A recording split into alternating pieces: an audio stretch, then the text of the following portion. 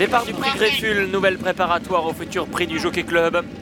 5 concurrents âgés de 3 ans qui viennent de s'élancer avec un bon départ de Papalino, bon départ également de Goya Senora.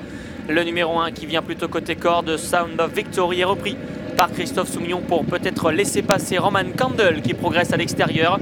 En dernière position, le favori, le numéro 5, Starmaniac. Concurrents qui vont aborder le premier virage. Papalino est en tête, Roman Candle à son extérieur.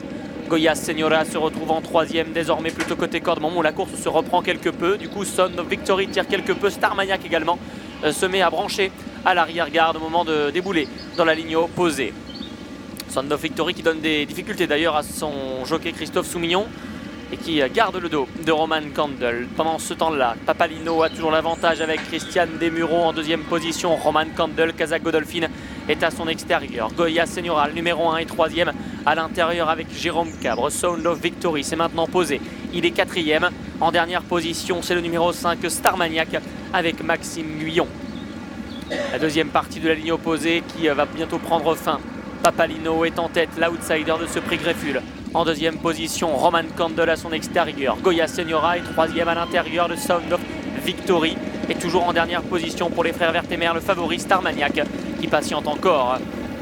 On a le sentiment que Christian Desmureaux essaie de partir de loin avec Papalino qui accélère franchement désormais. Roman Candle est en deuxième position, Goya Senora troisième à l'intérieur.